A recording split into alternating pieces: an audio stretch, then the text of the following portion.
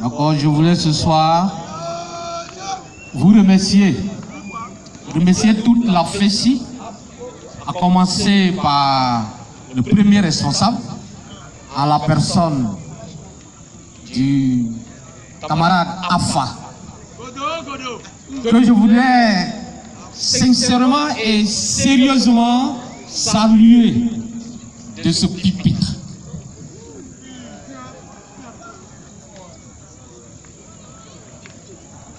Vous savez, je vais revenir là-dessus, c'est-à-dire sur les raisons pour lesquelles je le salue particulièrement.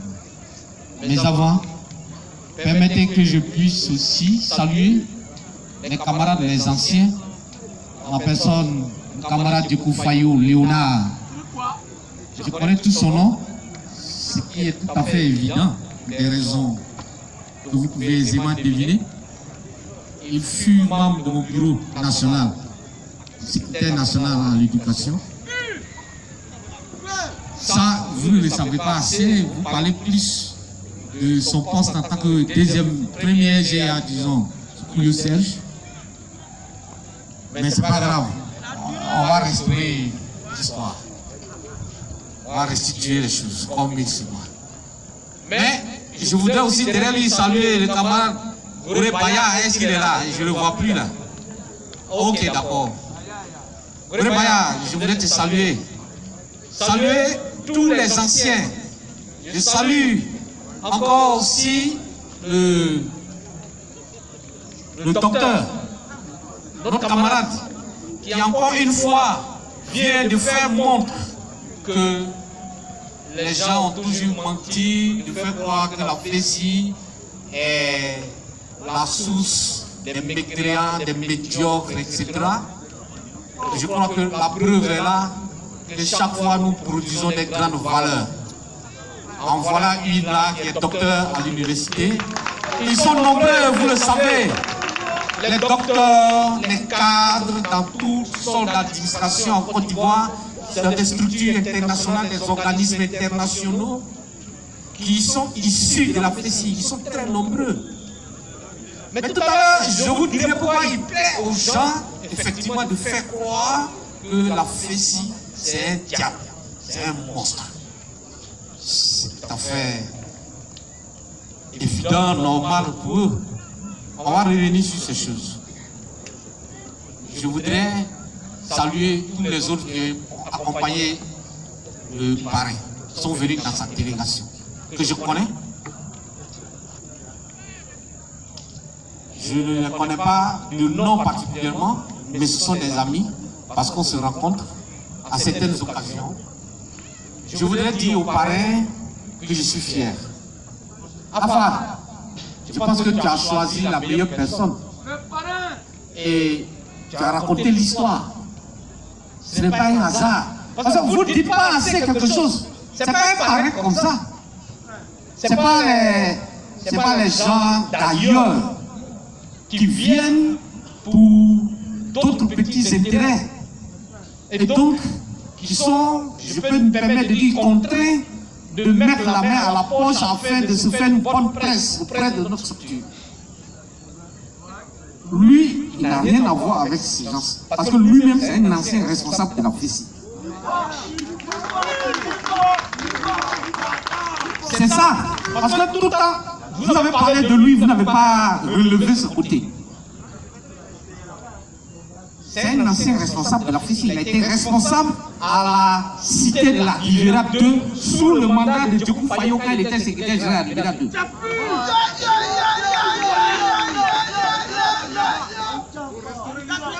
C'est important. Mais nous là, nous sommes les sachants. Moi, vous savez, j'ai la chance à la FESI d'être à cheval sur 2 générations. Moi, j'étais de la génération des Soro Guillaume de Blégoudé. Quand j'arrivais à la FESI, c'est BDB, on l'appelle BDB, Blé Guirao, qui était secrétaire général de la FESI en 1994. Quand j'arrivais à l'université, la cité de Yopougon, où j'étais antichambriste, sous Dugone Faya, en tant que secrétaire général du KwaZulu, c'est-à-dire la cité de Yopougon.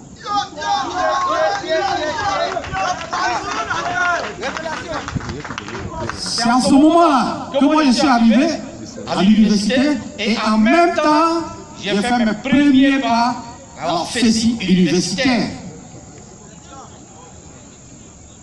Donc, je suis à cheval, puisque je dis que j'étais anti-chambriste sous le mandat de Blé Guiraud.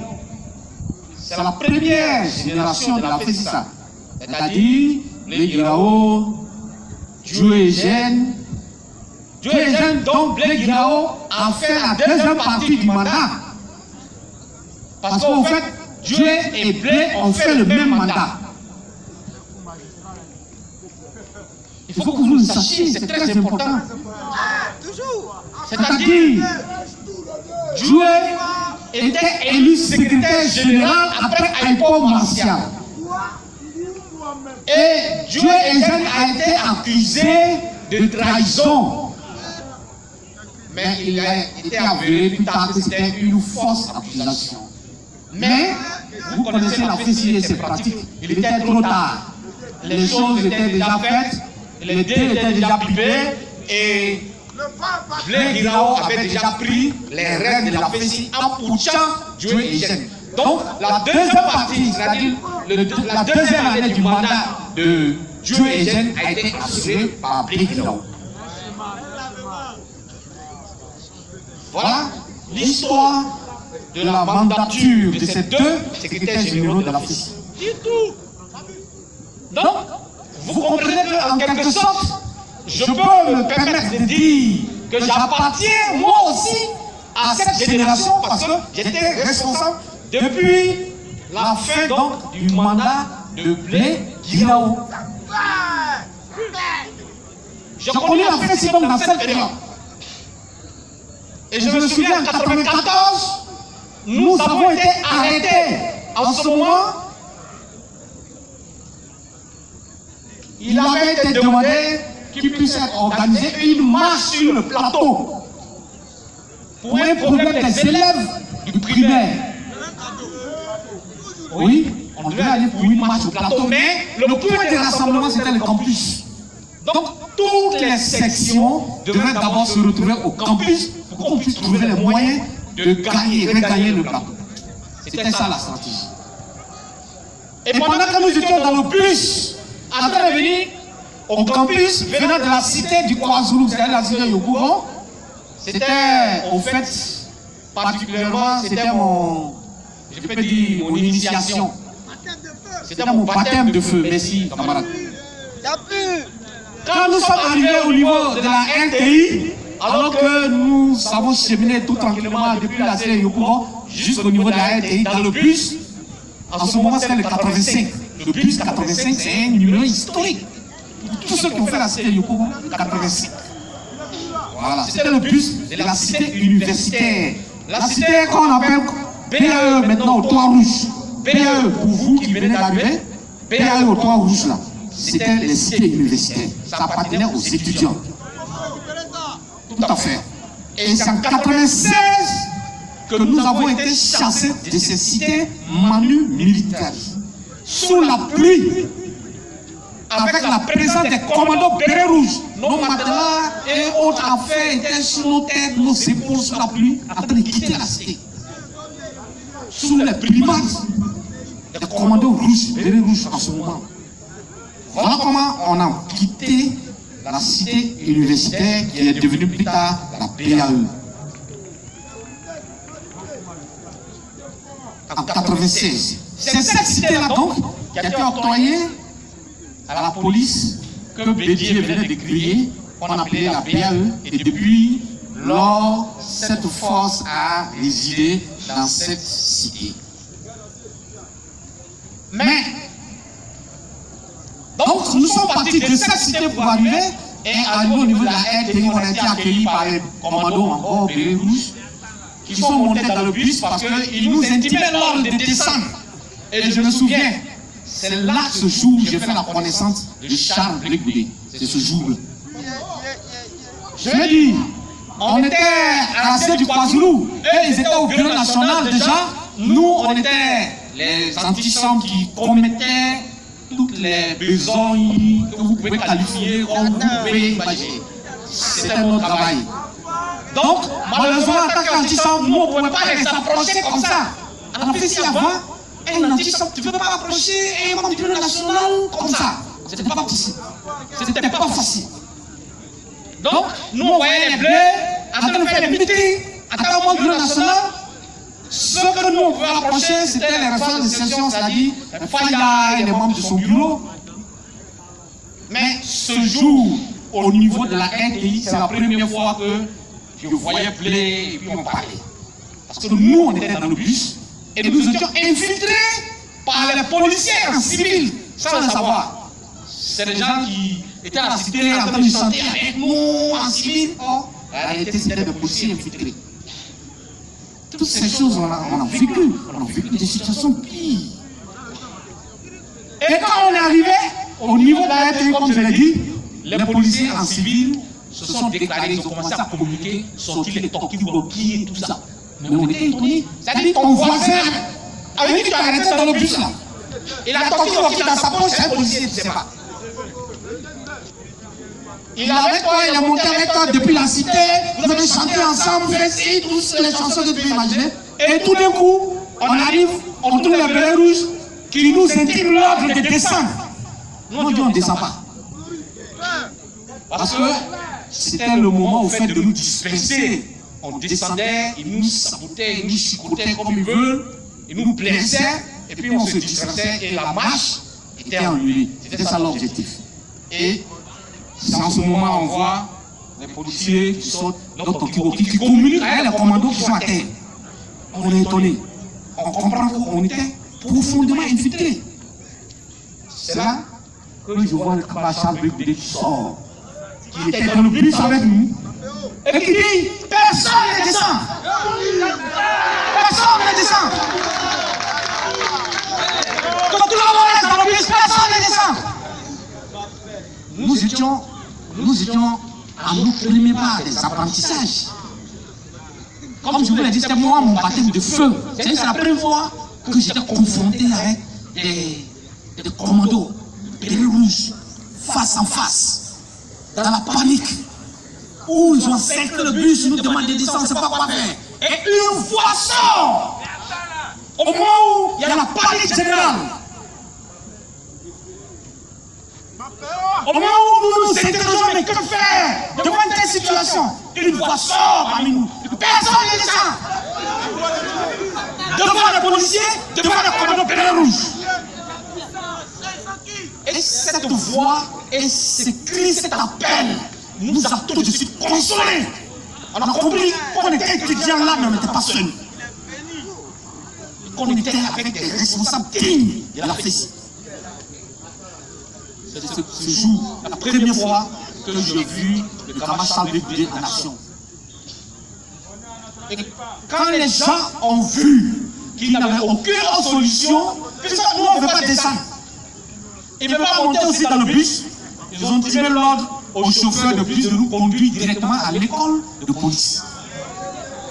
C'est-à-dire, de la RTI, au lieu qu'on arrive au campus, notre lieu, notre destination, c'est finalement à l'école de police. Voilà. Vous pouvez imaginer tout ce qu'on peut subir là-bas. Voilà. Ils nous ont fait nager dans des poudres de gaz lacrymogènes, vestes sur le carton. Ils nous ont arraché les poils dans la poitrine. Ils nous ont fait courir avec des troncs d'arbres. Ils nous ont fait tout ce qu'ils veulent, nager dans la salle de tir à l'école de police.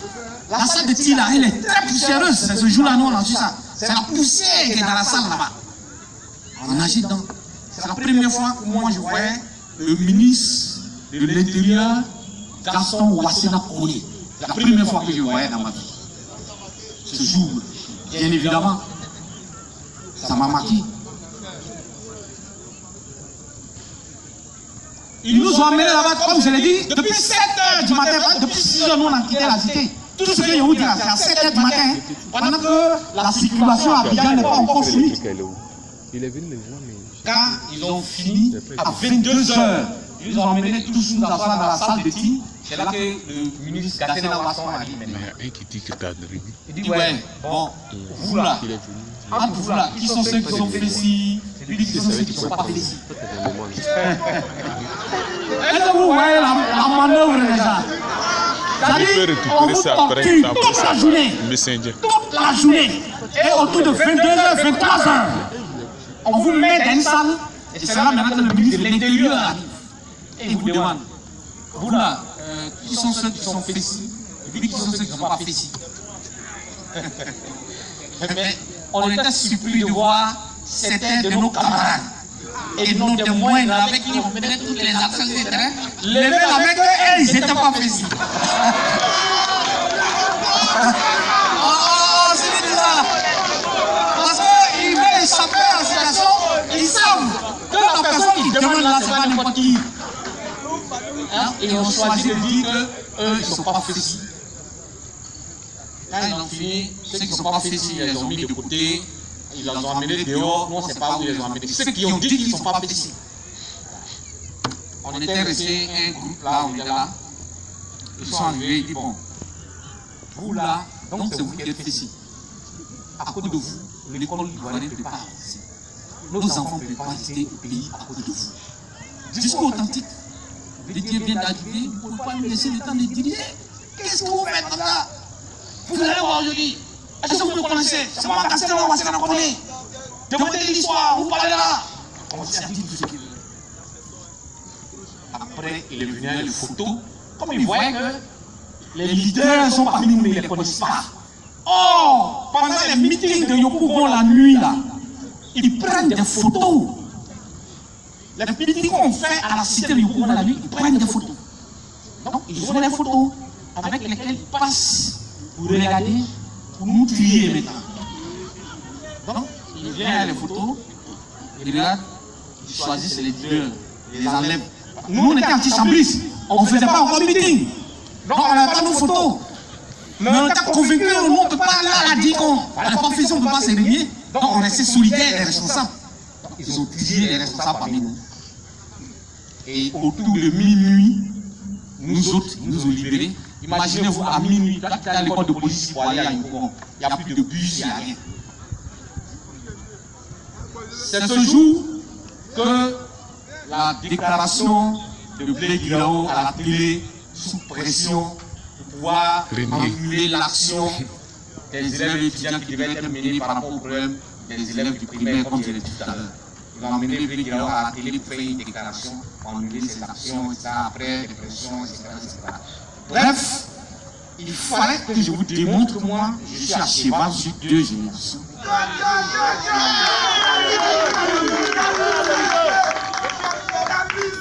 Si je dis ça comme ça, on dit lui là. Donc je le dis en l'étayant avec des faits. Ce que je veux dire, c'est que je connais la Fessi.